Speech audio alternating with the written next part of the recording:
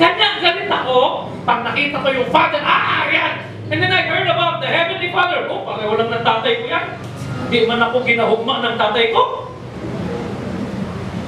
But when I heard that the Lord died for me, doon ko naintindihan that somebody loves me so dearly. Amen. And that is the Lord Jesus Christ. Amen. Okay? At ito yung isang gusto natin makita. Okay? If you ever wondered, may nagkahugma ba sa akin? Walang araw na hindi kami nahal ng Diyos.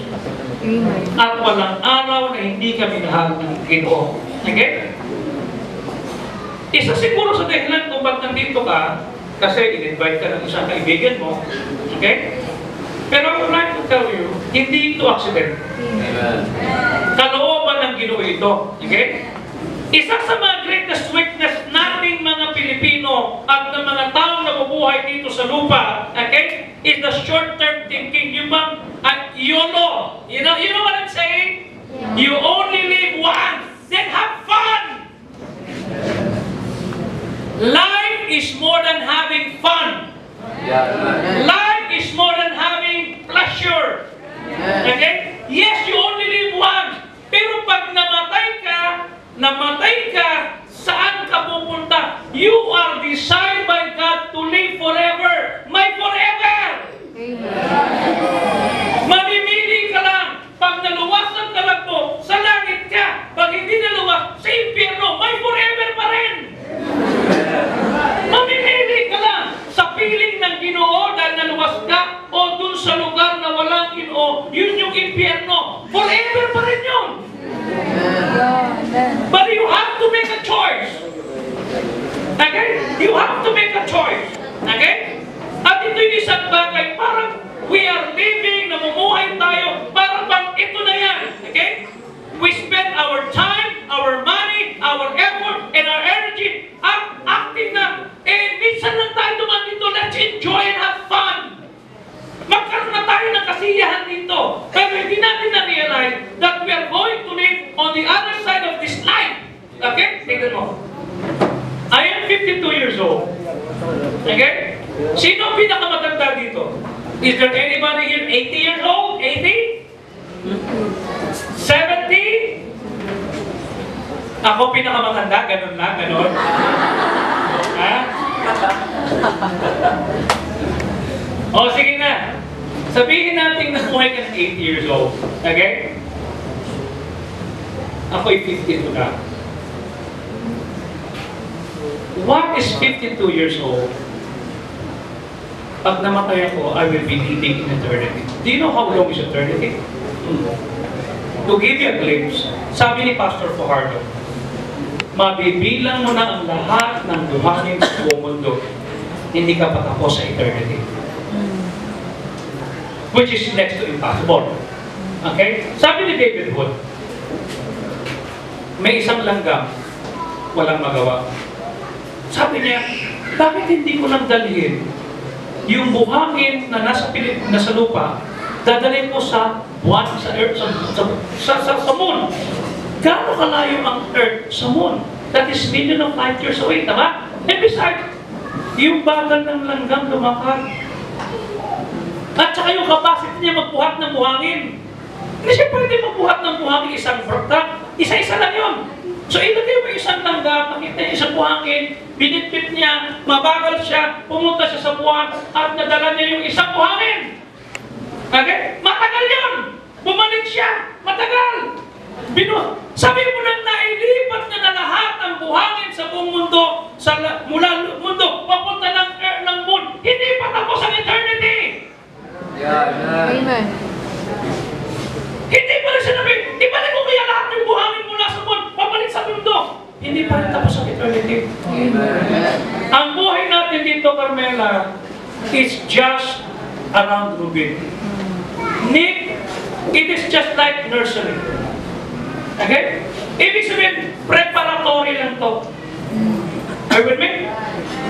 Paghahanda for eternity. Kaya you don't just think, I only live once. No! You will live forever. Ang tanong, saan ka sa forever? Am I right? Amen. Ang tao pupunta sa impyerno, hindi dahil makasalanan siya. No. Kung di tinanggihan niya si Kristo ang tagapagligtas. Kasi may nagbayad na eh. Tama? May namatay na sa krus. Meron nang tumubos sa atin. At ito yung bagay na dapat natin makita. Ang tanong, what would happen after you die? Okay? Ito yung isang bagay na dapat mong makita. Okay? 80 years after you live, mamamatay ka, you're going to spend trillions and billions and gazillion years. Okay? Hihimayin natin ang John 3:16. Okay? At titignan natin ngayon ang essentials in dwelling to heaven. Sa mga naluwas na yung kalag, you will appreciate God more. Okay? Sa mga naluwas na yung mga kalag, you will say, Lord, salamat po.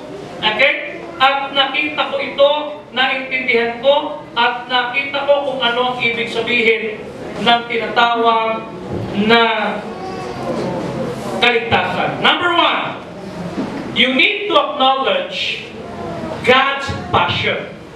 Okay? You need to acknowledge God's passion. Ibig sabihin, kinakailangan makita mo, okay, yung katotohanan na mahal ka ng Ginoo. Ginahugma ka ba ng Ginoo? Okay? Sabi na John 3:16, for God so loved the world.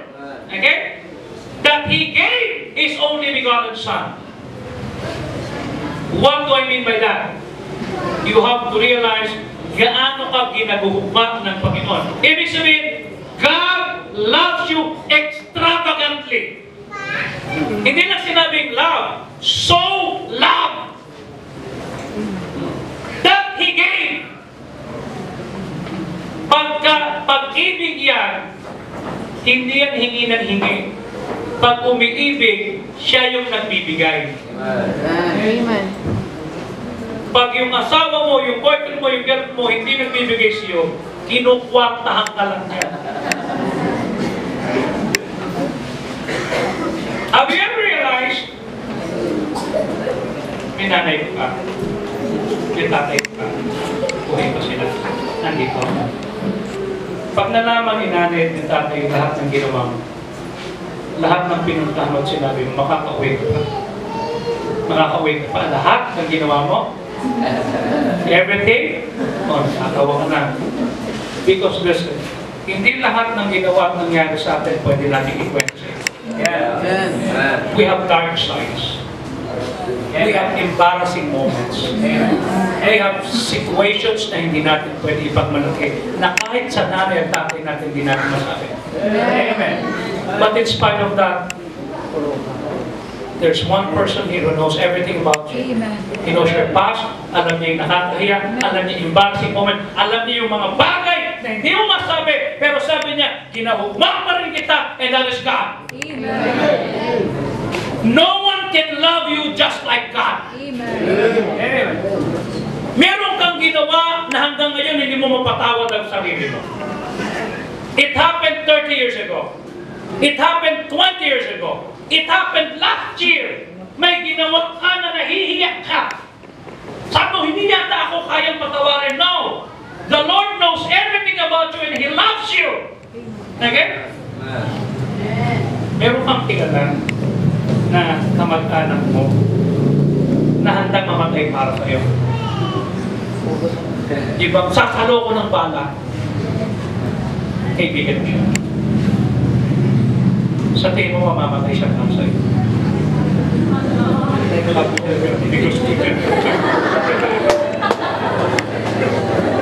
No one would die for you. Amen. Naalala niyo si Sally Ordinario?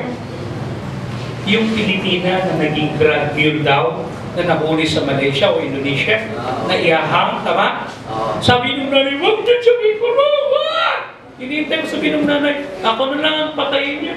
Matanda na naman ako eh. She never did that.